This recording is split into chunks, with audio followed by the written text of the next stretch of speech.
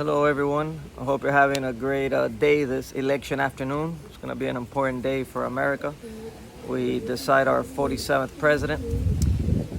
That being said, the weather down here is a little windy, so I'm going to try to, hopefully, the audio comes out good.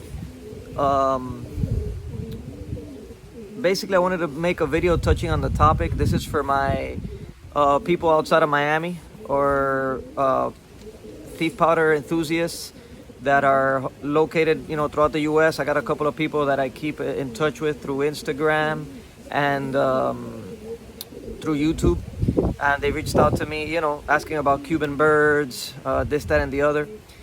So I'm gonna make a couple of basic points. I don't have the best birds. I don't have anything for sale all the time. Sometimes I sell birds that are captures. Sometimes I sell birds that are from my stock. Sorry if the camera is shaking. I have one of my dogs right at my feet. And, this is not a sales video, even though I might have something for sale later on. But, everybody's looking for different birds. And it's tough because there's no standard for the Cuban bird. It's really based on its working ability, right? So for one, what you need is a bird that can fly. A lot of the birds that people have, if you have birds with, like, let's say heavy Spanish breeds like Laudino, even Rafeños, Genienses, Granadinos, even Gaditanos, which have the big crops, all those birds usually do not make good flyers. Why? Because there's some sort of impediment, too much crop. There's people that have crosses, and I have some in my loft that I've had throughout the years. But at the end of the day,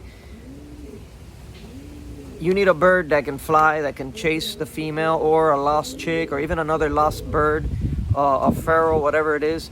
And a lot of these things, where you have birds of prey, which is a common thing that we all have, is the birds can't fly away fast enough. If you have, even homers can't escape sometimes birds of prey. So imagine a thief powder that has a very big crop, and even though they're able to, put them away and take off in times of danger, the reality of it is that a lot of those birds, if you're in an area that doesn't have a lot of bird action, you're not gonna catch anything. I mean, that bird might not make it through a season because a bird of prey is just gonna catch him, right?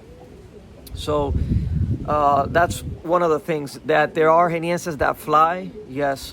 That there are Laudinos that fly, yes. But usually those are strains that somebody has that they've been working with for years, and that they've also worked on implementing crosses. So I'm American, okay? Even though I'm of Cuban descent, I picked up this hobby in my late 20s. I've always had animals. I never really had pigeons.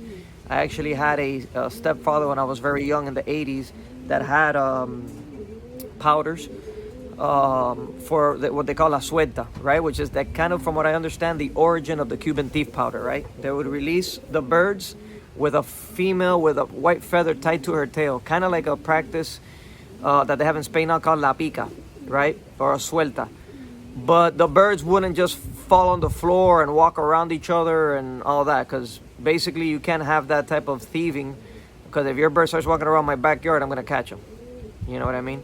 So back then in the 80s, I remember they would paint the birds, they would train the birds from different tosses, and then eventually they would get the birds and pick them up and release them with that female that they've trained to chase the female with the white feather, and they had to bring them home.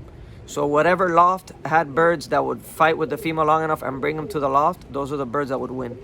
Mind you, I was around 4 to 5 years old, but I remember in the 80s here in Miami, some people had money, and this was the sport that he used to participate in.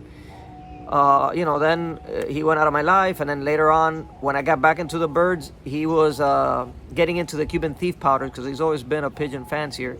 And he had Genienses, I want to say Gaditanos too, but they were for expo, they were for show. They weren't really birds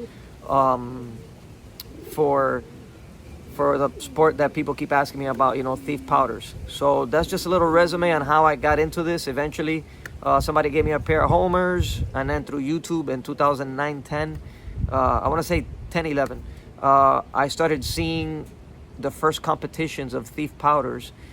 And with the powders that I had, which weren't no good, I got my foot wet and I started learning and picking up, little tips here and there. And I'm still working at it. I mean, it's just a hobby. If you have pigeons, you're never done breeding. You're never done chasing the better pairing. So I'm going to wrap it up there. And I'm going to show you guys some birds so you could see some of the features that I'm talking about. So before I grab the birds, I want to head out to the origin, which many of you know. I know in some places where there's no powders, there's a recipe to make a thief powder called the radar powder. And usually it's a blend of mixing homers, gaditanos, and maybe a third powder breed to make something that's able to fly, right? Because like I said, some of these birds, I've seen gaditanos that can fly. Usually they call them buchialtos. Buche in Spanish, that's why my name, I got Squab Mob, but I also have another page that I breed dogs, and it's called Buches and Bullies. Why? Because of the bully breed dogs, and then the buches is the crop of the pigeon in Spanish. Hence the word buchonas, right? Everybody calls the thief powders buchonas. Why? Because of their buche, the crop. So these birds,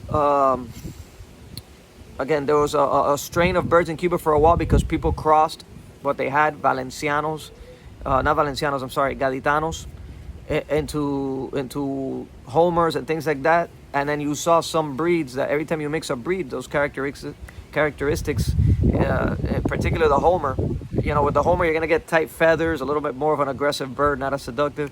The Gaditano has that big crop, so you had some birds that didn't have such a big lollipop-shaped buche, but they had a kind of like a tall stance, kind of like the horseman powder.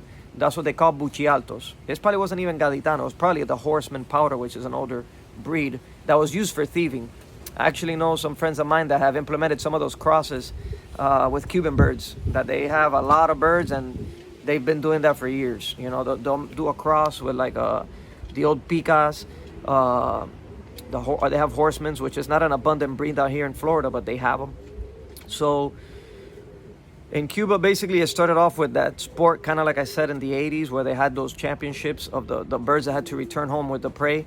But then there was some birds that didn't work for that sport, right? And those are the birds that people would leave in like boxes to catch birds from like lost homers, things like that. Like in Spain, I know it's like a pain in the butt. And supposedly there's laws against releasing. Thief powders are frowned upon because you have the pica, and you have homer pigeons, and then you have expo pigeons, right, which are usually in a nice cage looking beautiful, the breeds I mentioned earlier. So what happens is they're kind of, from what I understand, there's legislation that the thief powder people or the racing homer people don't like them because the birds get in the way and interfere. You got a homer trying to get a good time, and all of a sudden here comes this thief powder and tries to like catch up to it and take it home. So it affects their training and their timing, right? Same thing with the suelta. You release that one pigeon with the white feather on her tail, and you have all these birds killing each other, trying to get to her. Literally, they'll fall on the floor or do whatever, walk around wherever she lands out of exhaustion, get into trees, walk in the middle of the street, and people like stop their activities to do that. It's something that the Crown sponsors. So imagine you get a thief powder that shows up. He's fresh. He comes off some loft in some guy's house, Mediterranean house, and he starts interfering with that suelta. So these are things that sometimes the thief powder has been looked down upon, right? So then when I get to the part about the standard, the reason I mentioned that is because there is none. It's basically working, right? It's like you look at a pit bull. Usually they're small, agile dogs, but when you see something that's too big, a lot of real pit bull people tell you that dog has too much muscle to be a pure pit bull. Right? There's probably some American bulldog cross, a bulldog. Sometimes even dog men call them bulldogs. They don't call them pit bulls or American bulldogs. The dogs that they use are called, they just call them bulldogs, right? I don't know anything about that, but I am into dogs also, into working dogs, into show dogs. I like American bullies, and I have French bulldogs.